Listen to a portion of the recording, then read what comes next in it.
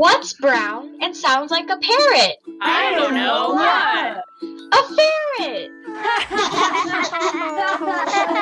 It's time for the Children's Hour, Kids Public Radio. All God's critters got a place in the choir. Some sing low, some sing high, some sing out loud on the telephone wire. Some just clap their hands or paws or anything they got now.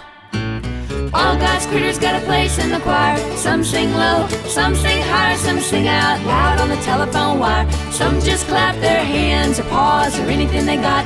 Listen to the bass, it's the one on the bottom where the bullfrog croaks and the hippopotamus moans and groans with a big to-do. The old cow just goes moo. The dog and the cat pick up the middle while the honeybee hums and the cricket fiddles. The donkey brays and the pony neighs and the old coyote howls. All God's critters got a place in the choir. Some sing low, some sing higher, some sing out loud on the telephone wire. Some just clap their hands or paws or anything they got now.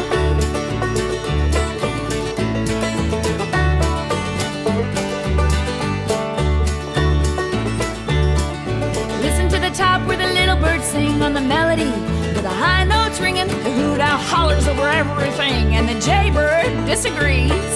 Singing in the nighttime, singing in the day, little duck quacks and he's on his way. The possum ain't got much to say, and the porcupine talks to himself. All God's critters got a place in the choir. Some sing low, some sing higher, some sing out loud on the telephone wire. Some just clap their hands or paws or anything they got now.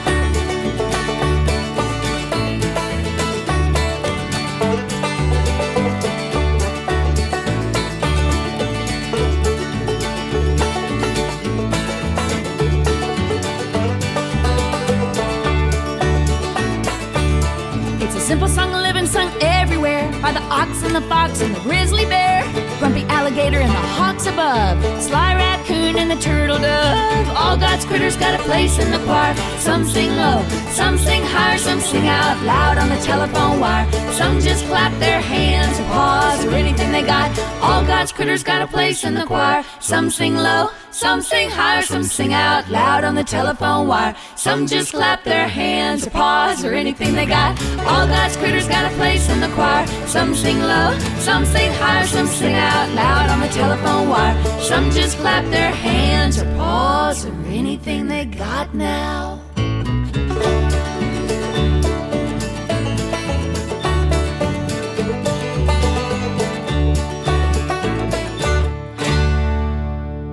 That's Terry Hendricks from an oldie but goodie called Celebrate the Difference, her version of A Place in the Choir. I'm Katie Stone. This is the Children's Hour. I'm really glad to be with everyone out in listener land and all of you on Zoom. Hello to the kids crew. Hello. Hi. Hi. And who do we have with us? Hi, it's Kodiak. Hello, it's Amadeus. Hello, it's Zen. Hi, it's Evan. Hello, it's Isaac. Hi, it's Lily Mae. It's Corbett. Hi, it's Flo. Hi, it's Airdrie. Hi, it's Illuminata. What's up? It's Kid. Hi, it's Genevieve. Hi, it's Select. Hello, it's Liam. Hi, it's Eli. Hi, it's Colton. Hello, it's Lily. Hi, it's Daniel. Hi, friends. It's Melissa. You all, I am so excited about this show. We are going to learn about black-footed ferrets. Yeah. So cute. Cutest thing ever. I love them. Let's hear, why do you love them, Melissa? I love them because they don't necessarily have a spine. They have they're very fragile, and they like to run inside little tubes. I have a friend that has them. Not only are they adorable, but they are one of the most critically endangered mammals in North America. In fact, black-footed ferrets used to number in the millions. Today, there's less than 1,000 in zoos and in the wild. We're going to be speaking with Dr. Paul E. Marinari. He's the Senior Curator at the Smithsonian Conservation Biology Institute, and that's in the Washington National Zoo. And Mr. Marinari is part of a team of scientists who are saving black-footed ferrets from certain extinction. You're going to find out how black-footed ferrets were declared extinct and yet they were found surviving in Wyoming. So much to learn today about the elusive, beautiful, and rare black-footed ferret. Stick with us. This is the Children's Hour, and this is Karen Poche. I'm writing a song about ferrets. Cool. I love ferrets. They're some kind of rodent, I guess. No, they're mustelids. Ferrets rhyme nicely with parrots, but parrots and ferrets are really quite different pets. Totally different. Completely. Parrots are feathered and flighty and squawky and even quite talky once they have been That taught. sounds like a chicken. Ferrets are furry and cuddly and nibbly and nuzzly, but quiet. They don't talk a lot. I'm writing a song about ferrets. I could say I'm not, but I am. Yeah, you are. I could be poetic and feed them fresh carrots, but that would be cheating, 'cause they prefer jam. And Cheerios. Strawberry jam doesn't have all the vitamins carrots are noted for, but it's yummy. I like jam. when you are writing a song about ferrets, you don't make things up. I'm writing a song about carrots. Ferrets. They're orange and crunchy and long. Ferrets aren't orange. They're brown. They aren't related to weasels, the cousins of ferrets, the subject of this silly song. Weasels are wiggly like ferrets, not orange like carrots, and carrots aren't feathered or furred. Ew, furry Ferrets carrots. are wriggly and lovable. Carrots are vegetables. Parrots are birds. I'm writing a song about ferrets. They shouldn't be paired up with parrots. They don't go in salads like carrots. I'd better stop there. It's the end. Why? 'Cause I've run out of words. The end. A song about ferrets is Karen Poche. That's from a CD called Can't Help But Love You, Baby. And you are listening to the Children's Hour. I am Katie Stone. Today's show is all about one of the most critically endangered mammals in all of North America, the black-footed ferret. And for those of you like me who love ferrets, who have seen people's pet ferrets, we're going to learn a whole lot more about ferrets, in particular black-footed ferrets, which used to roam wild in New Mexico. And we're going to learn about their curious smell, too. Our guest today is the man behind the plan to save black-footed ferrets from extinction. Paul Marinari is the Senior Curator at the Smithsonian Conservation Biology Institute. That is at the National Zoo outside of Washington, D.C. Welcome to the Children's Hour, Mr. Marinari. Thank you, everybody, for having me. We're so glad to have you on the show. We have a lot we want to learn about black-footed ferrets. And very first of all, we need to know, what is a black-footed ferret? Well, a black-footed ferret is North America's actually only ferret species. It's a member of the Mustelidae family. And those are species that usually kind of have that musty smell that you were referring to earlier. And they're really specialist carnivores on prairie dogs. They need prairie dogs to survive.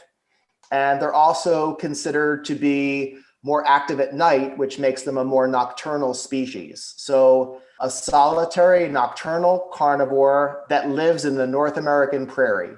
They're very unique to North America and one member of a huge ecosystem of very unique plants and animals that you find here in the US, and a little bit of Canada and a little bit of Mexico.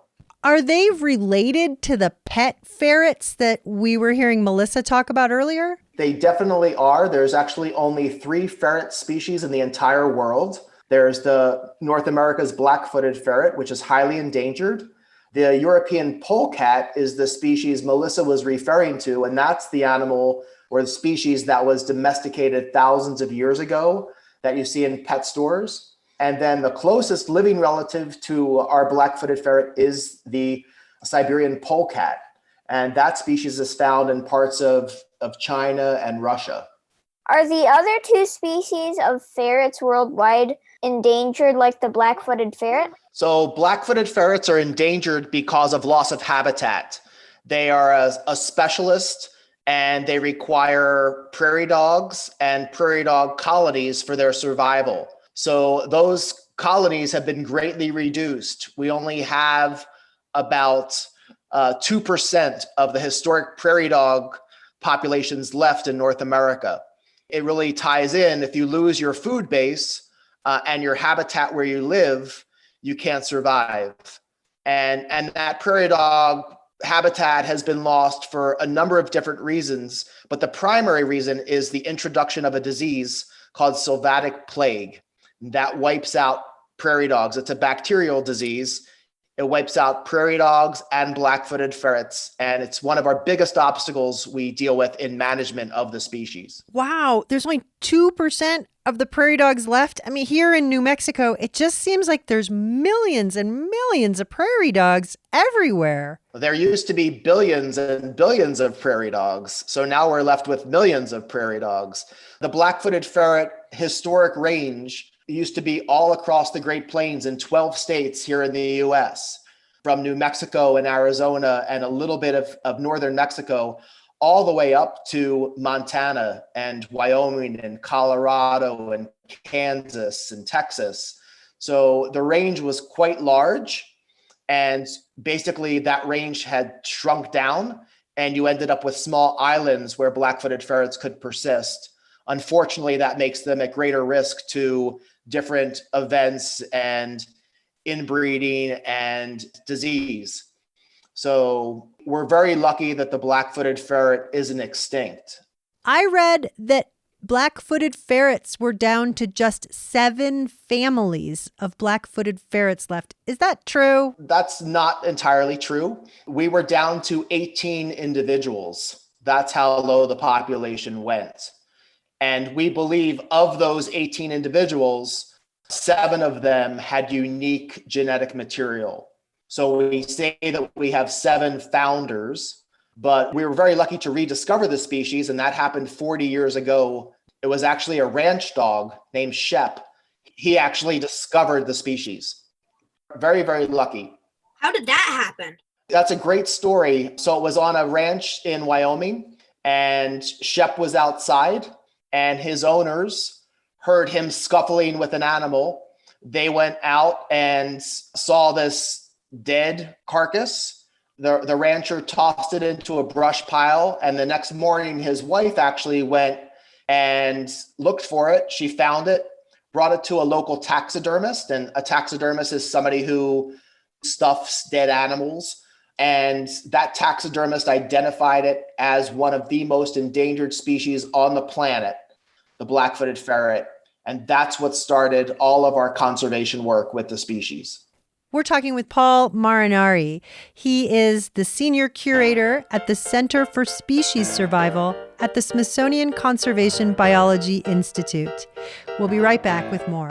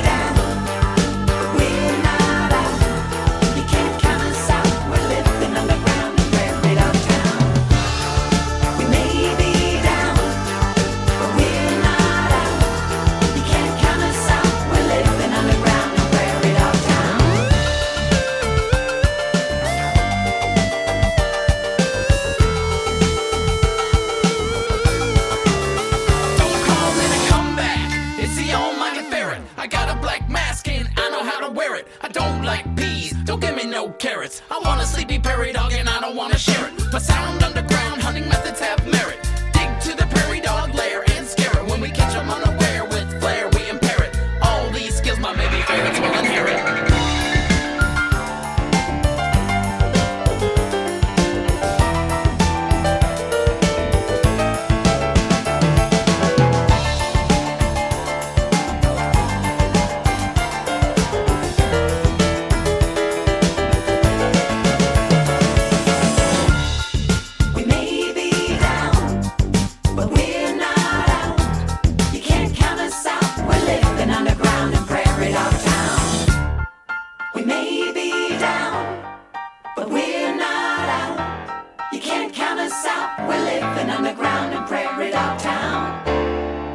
Black-footed ferret is the Whiz Pops from Ranger Rick's Trail Mix Volume 1.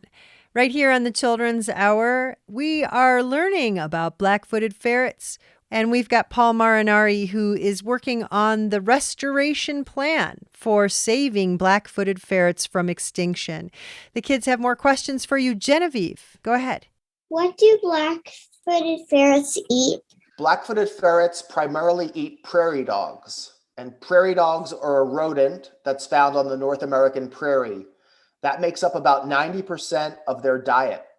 They would also eat kind of other small mice and some birds, but it's primarily prairie dogs that they need to persist in the wild. And only prairie dogs. They've just got a taste for prairie dogs. Well, there used to be billions and billions of prairie dogs. So black-footed ferrets, as I believe it was Melissa said, was talking about the domestic ferrets being really flexible and bendy. They do have spines, but they are very pliable animals. So the prairie dog burrow system not only is a place where black-footed ferrets can get their breakfast, lunch, and dinner, but it's also a place where black-footed ferrets can escape from predators like coyotes and different raptors and badgers. So that burrow system is really critical for black-footed ferrets to survive.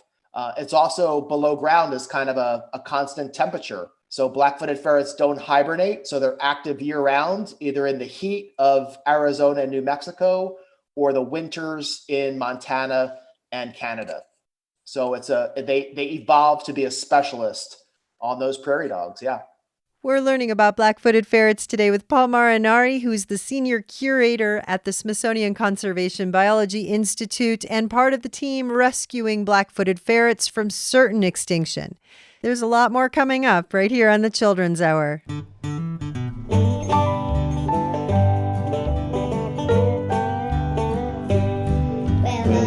I am a prairie dog am I live in the open grassy plains beneath the clear blue sky. I like to eat root stems and leaves wherever I can find. Although I have sharp teeth and claws, I'm really very kind. Yes, hello, I am a prairie dog, a mammal proud and true. I like to poke my head outside and just enjoy the view. I have to watch for snakes and wolves, for they can eat me up. But otherwise I'm really quite a happy prairie pup. You're listening to the Children's Hour at Kids Public Radio. We'll be right back. The New Mexico Department of Cultural Affairs supports the Children's Hour. Their Wonder on Wheels, WOW Mobile Museum is visiting New Mexico libraries this summer with crafts, music, puppets, and summer reading programs. Learn more about Wonder on Wheels at newmexicoculture.org. Electric Playhouse supports the Children's Hour. Find your play at Electric Playhouse in Albuquerque, New Mexico. It's fun for kids and adults who want to play like a kid again. Featuring 16 interactive spaces with constantly rotating games and a full restaurant. Families can play and dine at Electric Playhouse. Tickets and investment opportunities at electricplayhouse.com. The Children's Hour is supported by the New Mexico Humanities Council. Since 1972, NMHC has sought to engage New Mexicans with history, culture, and diverse humanities topics.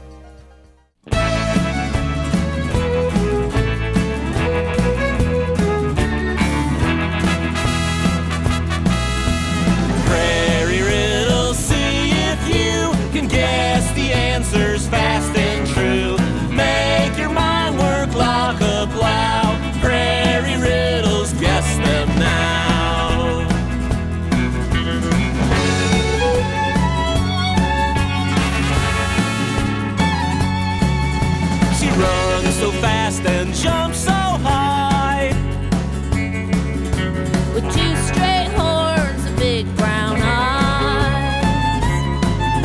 She's colored like a cantaloupe. The answer is an antelope. The answer is an antelope. Prairie riddles, see if you can guess the answers fast and true. Make your mind work like a plow. Prairie riddles, guess them now.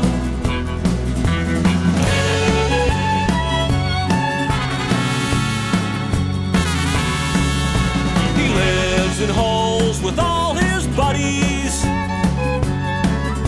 Who build big mounds and get real muddy.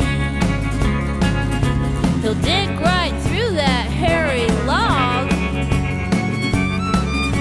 The answer is a prairie dog. The answer is a prairie dog. Prairie riddles, see if you can guess the answers fast and true. Make your mind work like a plow. Prairie riddles, guess them now.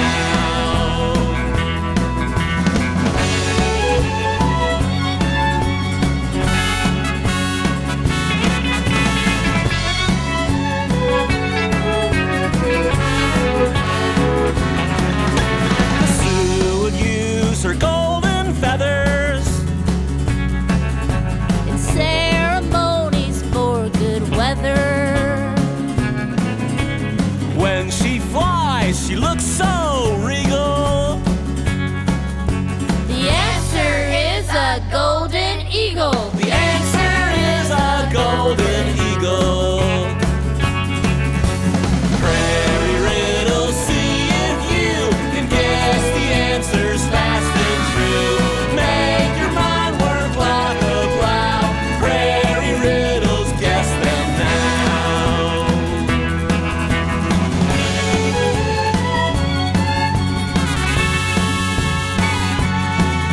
They send up shoots 2 feet long. For buffalo to graze upon. They sort of look like disco pants.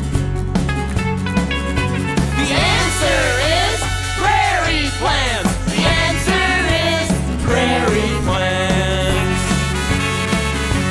Prairie riddles, see if you can guess the answers fast and true. Make your mind work like a plow. Prairie riddles, guess them now. Prairie riddles all around. Prairie Riddles is Farmer Jason and Iris Dement from a CD called Nature Jams. Before the break, you heard the Prairie Dog song. That was by Chris Scott and his second grade daughter, Melody, recorded back in 2008. You're listening to the Children's Hour, and today on the show, we have with us Paul Marinari.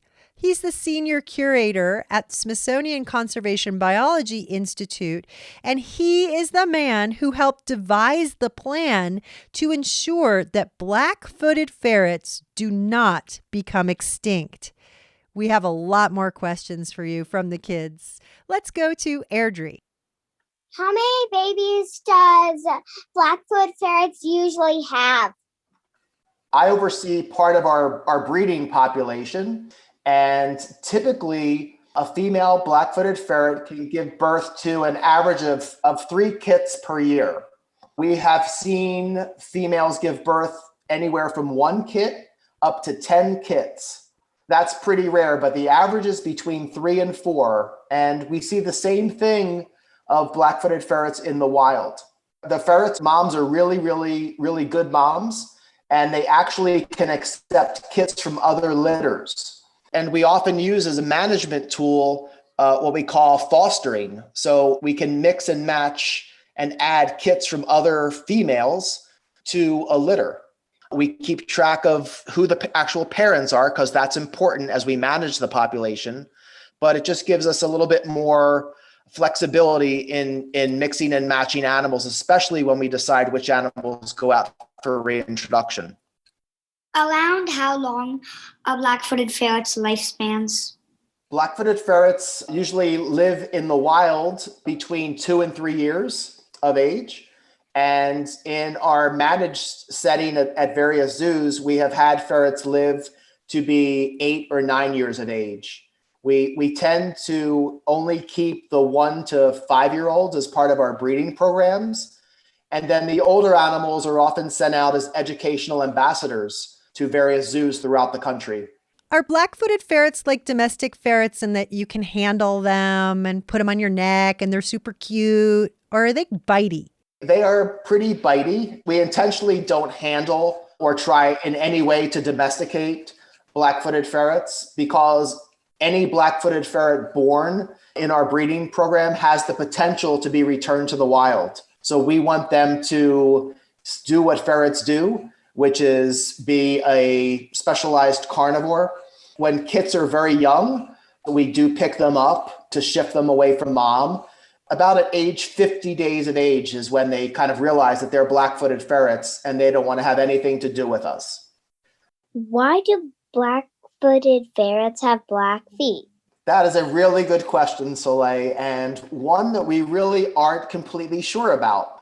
A lot of people have thought that it has something to do with the way that the black-footed ferret can blend into the environment to make it less identifiable to different predators. Other people think that it's something to do with conservation of heat. So the black-footed ferrets kind of curl up and potentially maybe that dark fur is a little warmer, but there's still a lot of questions we don't understand. We are doing our best to map the entire black-footed ferret genome, but pretty much every black-footed ferret that we have had born does have black feet. Those are just a couple of possibilities. It's one of those questions that we don't have a definitive answer on. Are ferrets smart?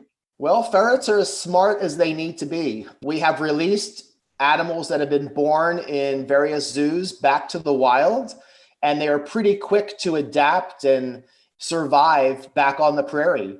At most of our reintroduction sites, we have seen successful births the next year. So we know that black-footed ferrets can really adjust to their surroundings.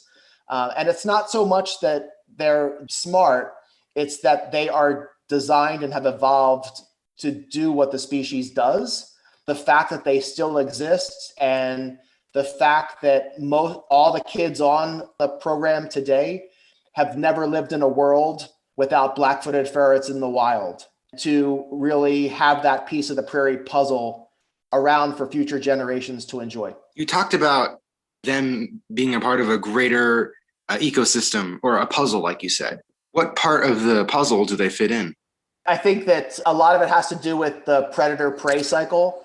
They are one of the primary predators of prairie dogs in the prairie ecosystem. Obviously, the prairie ecosystem can persist without black-footed ferrets in it. We know that they were extinct in the wild for 2 years, actually 4 years, sorry. 1987 and 1991, there were no black-footed ferrets in the wild. That's when those last 18 individuals came into our breeding programs. Black-footed ferrets crossed over the old land bridge that used to exist between what's now Russia and Alaska. There was this basically sea of grass and abundance of prairie dogs, and they specialized in that. There used to be hundreds of thousands of black-footed ferrets in the North American prairie. We did get down to 0, and we are currently between 300 and 400 at our reintroduction sites. We believe we have a couple sustainable populations, which means we don't have to add additional animals from our breeding centers to those populations. But the biggest obstacle right now is sylvatic plague, as I mentioned, and that's considered an exotic disease to North America. So it is fatal to them, and it's also fatal to prairie dogs. How do black ferrets protect themselves?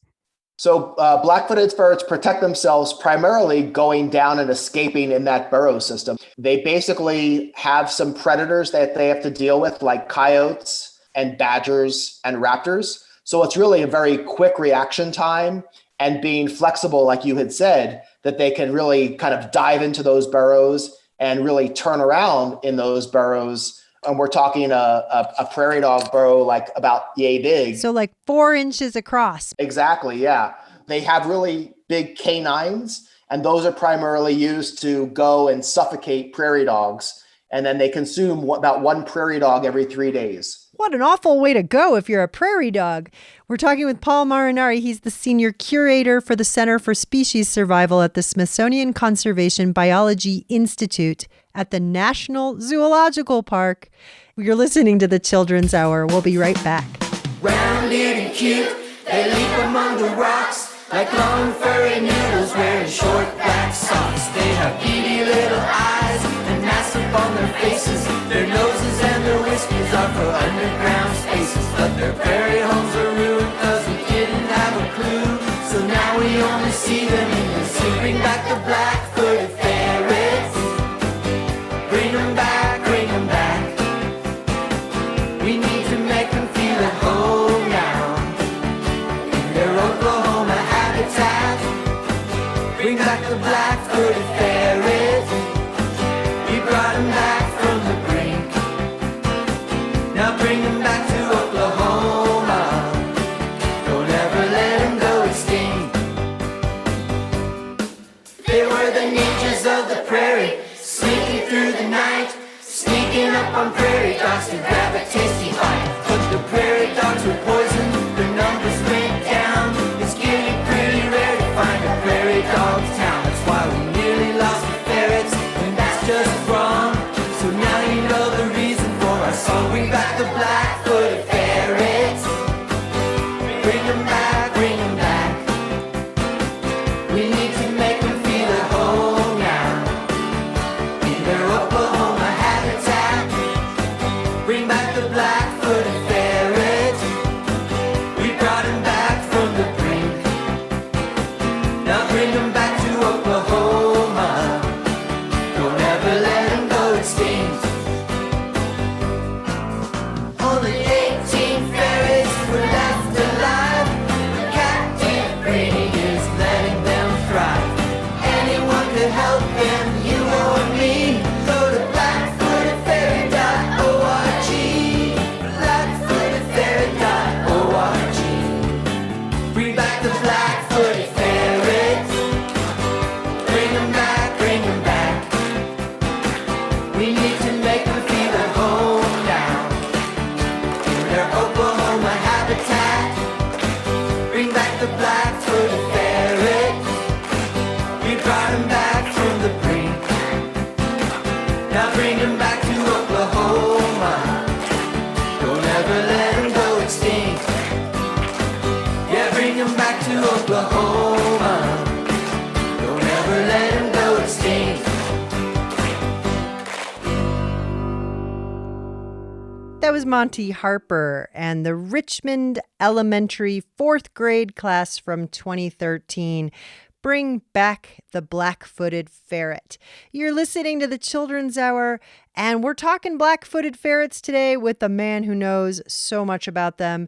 Paul Marinari is the Senior Curator at the Smithsonian Conservation Biology Institute, and we're going to be posting lots of photos and links and even a video.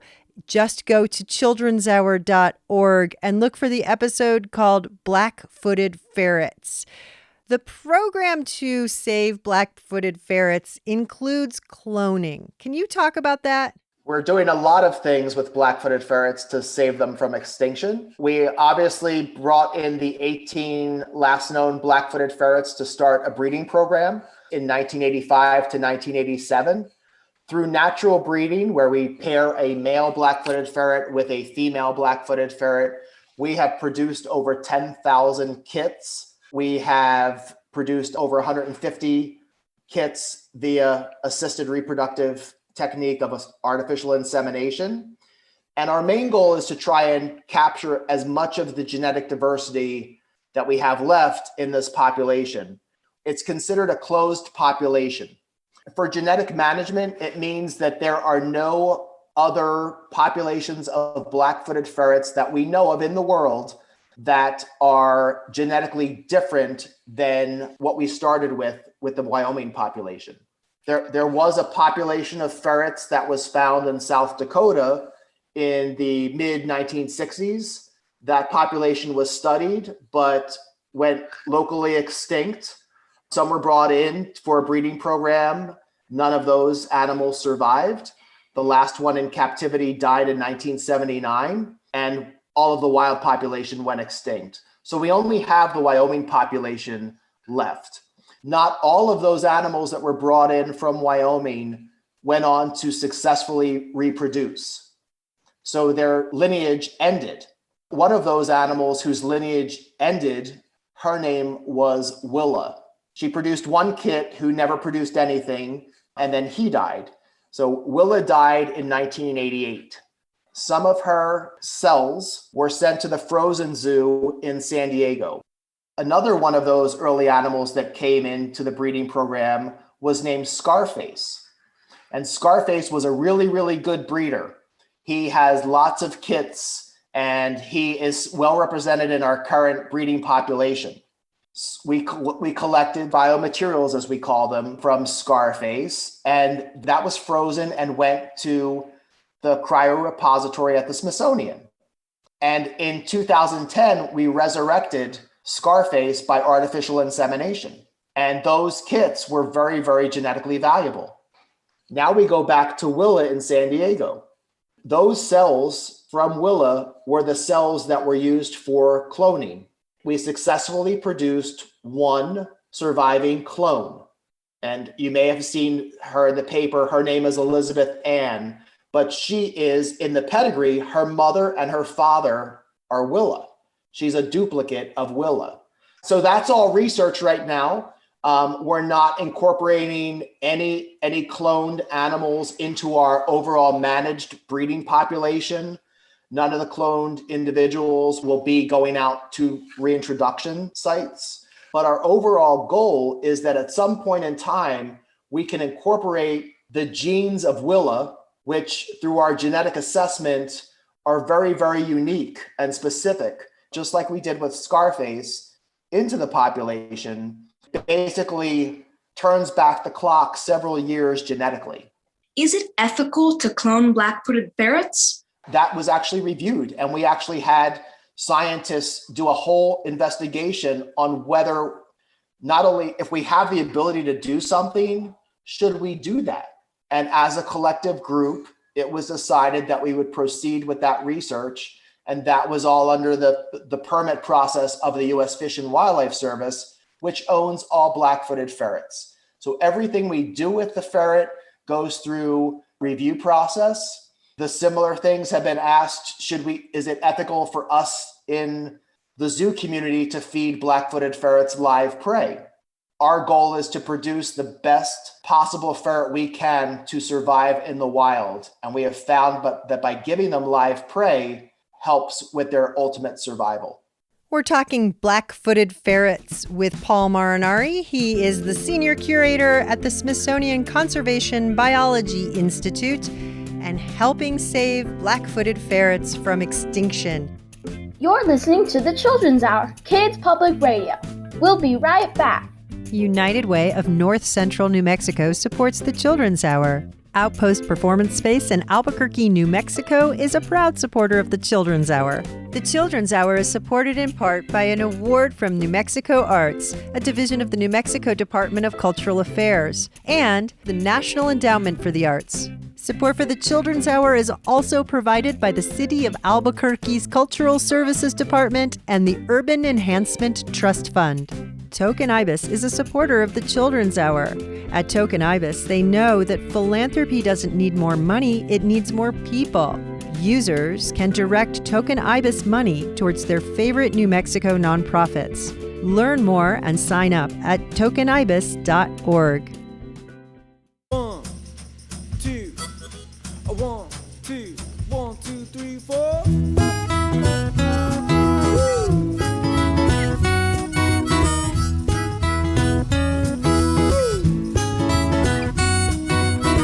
Black-footed ferrets, where did they go?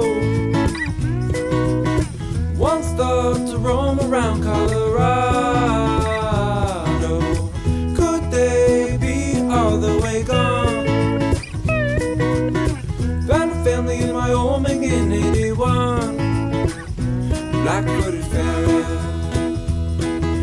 care for it. Black-footed ferret, let's all be aware of it, 'cause we've got to keep them in this world. Everyone can help now, boy and girl, gotta care for it. Black-footed ferret. They're white with a stripy black line. Help them, let's help them all to survive. They like to come and play in the night. Come together, help them to do what is right. Black-footed ferret, you gotta care for it. Black-footed ferret, let's all be aware of it, 'cause we've got to keep them in this world. Everyone can help now, boy and girl, gotta care for it. Black-footed ferret. Black-footed ferret. Oh,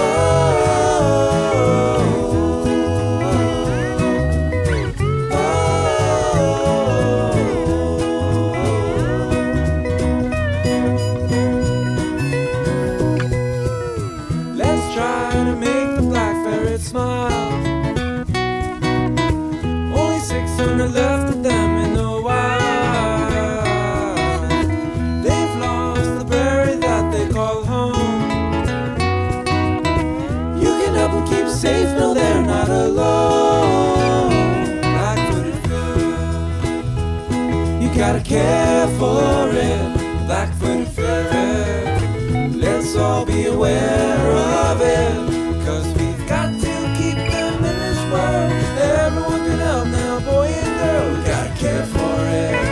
Black-footed, we gotta care for it. Black-footed, we gotta care for it. Black-footed ferret. Black-footed ferret. Black-footed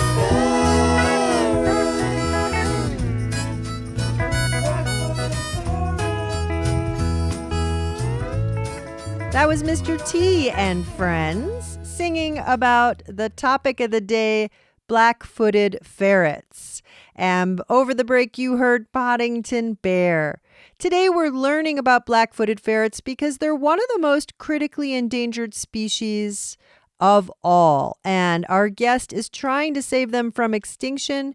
Paul Marinari is the Senior Curator at the Smithsonian Conservation Biology Institute. The kids have a few more questions for you. Let's go over to Lily. You said that you are beginning to release the black-footed ferret into the wild. And I was wondering if there are laws protecting them for killings of the animal. It is illegal to intentionally go out and do harm to a black-footed ferret. But if somebody were to accidentally hit one with a car or in any other way accidentally harm the black-footed ferret, then they wouldn't be held accountable for that. What drew you to ferrets, working with ferrets? Like, there are so many animals in the animal kingdom, but why did you choose specifically ferrets? I was kind of at the right place at the right time. I went to graduate school in Wyoming, and that's where black-footed ferrets were rediscovered 40 years ago. And I had the opportunity to do a research project on black-footed ferrets.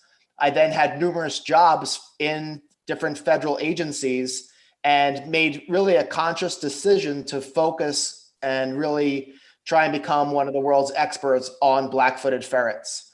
And that happened to pan out. So I oversaw the large breeding facility that's overseen by the U.S. Fish and Wildlife Service and had the opportunity to return animals back to the wild. So I've been working with the black-footed ferret for over 30 years.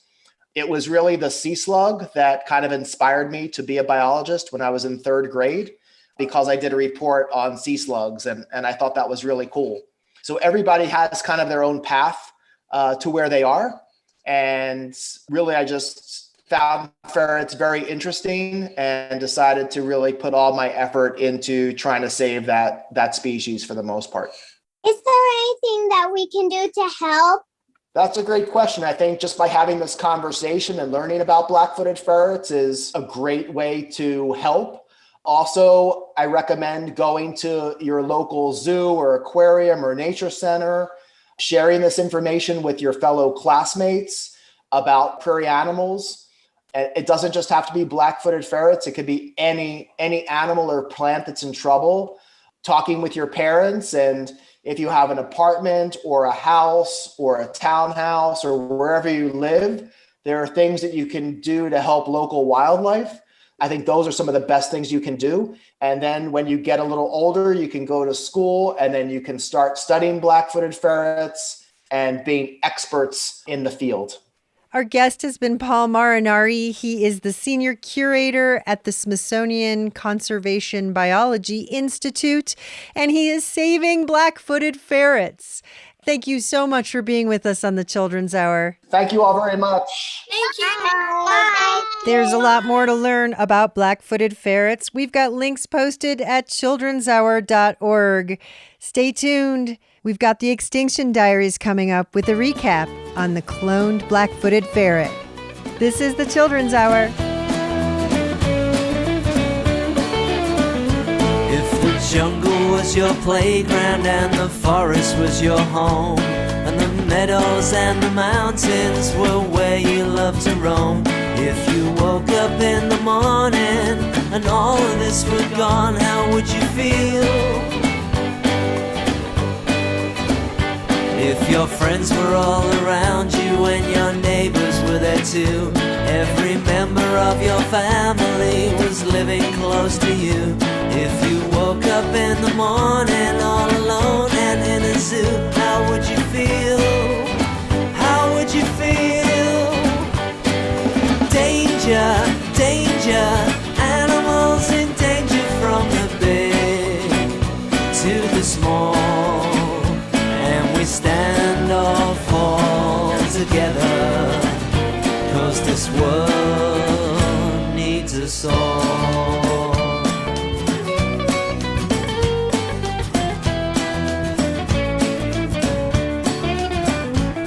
This world is like a jigsaw, so no pieces must be lost. When a species is no longer, every creature pays the cost. There are birds and bees and bison, pigs and pandas we may never see again. Danger, danger, animals in danger from the big to the small. And we stand or fall together, 'cause this world needs us all. We all need a place to live, we all need a place to grow. We need food and air and water to survive, so we can walk and swim and fly on the land and sea and sky and stay alive, stay alive.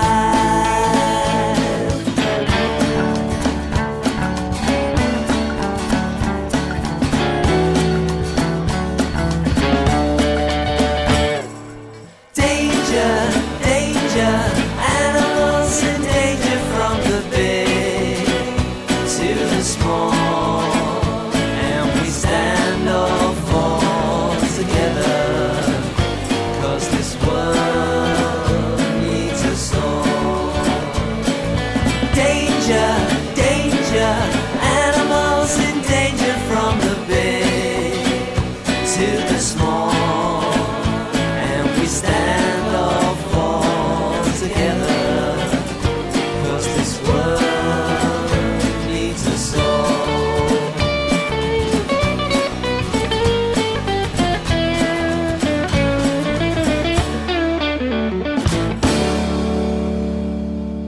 Extinction Diaries. There's a new black-footed ferret on planet Earth. Her name is Elizabeth Ann, and she is a clone, the very first one of an endangered species, and she is packed with hope for the Blackfoots and the entire science of saving species from extinction. Elizabeth is the pride and joy of the organization Revive and Restore, whose mission is to bring back species from the brink of extinction. She was cloned from cells that have been frozen since 1988, underscoring the potential of this technology. Black-footed ferrets were thought to be extinct long before that, but a small population was discovered in 1981 and protected. However, because of the small number, all the babies bred are known as half-siblings and vulnerable to disease. Elizabeth represents a break from that. The cloned Elizabeth hopefully has the genetic diversity that can be reintroduced into the black-footed population. There's hope, and humanity must continue to fight for each and every animal of every species at this point. We are in the 6th great extinction. My name is Arna Oliveira, and this is a Small World Radio production.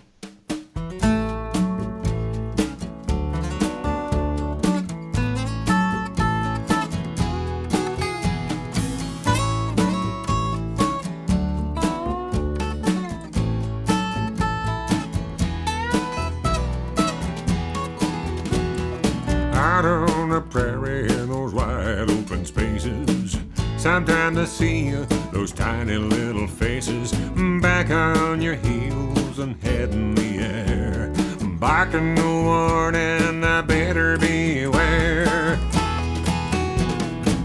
Prairie dog, barking louder than a big bullfrog. You're the king of the grassland, you're one top dog. You're a dusty dandy, you're a prairie dog.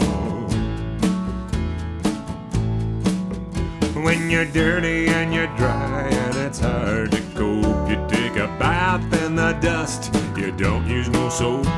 Your drinking water comes from the grass that you eat, and you scratch your hair with those itty bitty feet. Prairie dog, barking louder than a big bullfrog. You're the king of the grassland, you're one top dog. You're a dusty dandy, you're a prairie dog.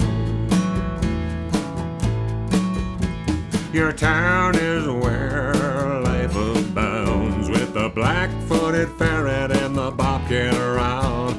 The bison come to visit too. Life is a circle, they depend on you. Prairie dog, barking louder than a big bullfrog. You're the king of the grassland, you're one top dog. You're a dusty dandy, you're a prairie dog. Walkin' Jim Stoltz from a CD called Web of Life. That's the Prairie Dog song. And the Extinction Diaries came to us out of KFOI in Redding and Red Bluff, California. Before that, out of the UK, Johnny and the Raindrops with Animals in Danger. We're going to go out with the Okie Dokie Brothers from their newest release, Brambletown. Thanks for listening to the Children's Hour. We'll catch you next time.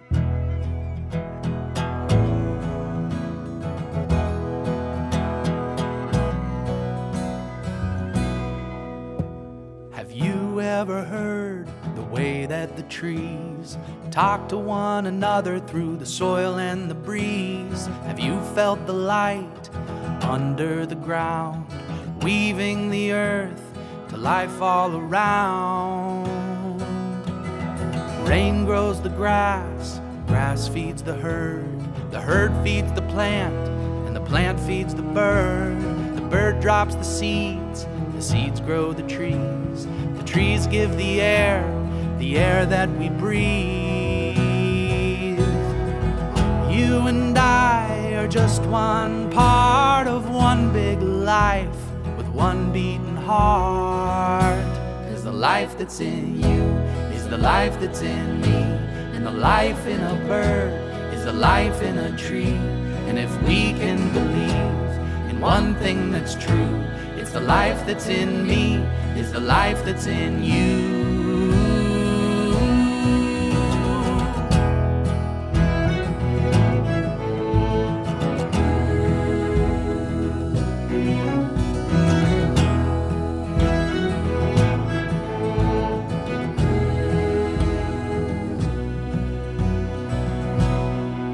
If we listened to the forest, we'd hear that it spoke, and there's a message blowing through the maple and oak, that if we try to pick something out by itself, we'll find it's connected to everything else. The plant and the animal, the predator and prey, the prairie and the fire, the night and the day. Love and grief, life and death are all bound together by the very same breath. 'Cause the life that's in you is the life that's in me, and the life in a bird is the life in a tree. And if we can believe in one thing that's true, it's the life that's in me, it's the life that's in you.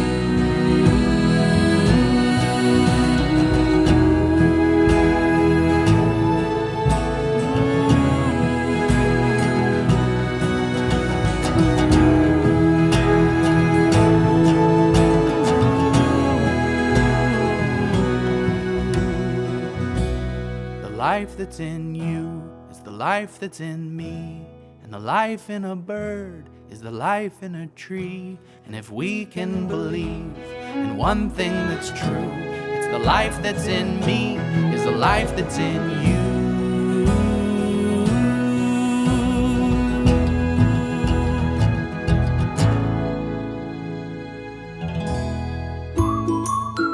The Children's Hour is produced by the Children's Hour Incorporated, a New Mexico nonprofit. Our show was written by Katie Stone with lots of help from all of us on the kids crew. You can find photos, links, learn-along guides, and more about us at childrenshour.org. Many thanks to Paul Marinari, the Senior Curator at the Smithsonian Conservation Biology Institute at the National Zoo, for being with us on the show today. Find our podcast wherever you listen to podcasts, or go to our patreon.com/The Children's Hour. Or ask your smart speaker to play the Children's Hour podcast. We post our photos and more on Instagram, Facebook, and Twitter. Find us at TCH Radio. Our theme music was written by C.K. Barlow. The Children's Hour is distributed by PRX, the Public Radio Exchange, and by the Pacifica Radio Network. Thanks for listening to the Children's Hour, Kids Public Radio.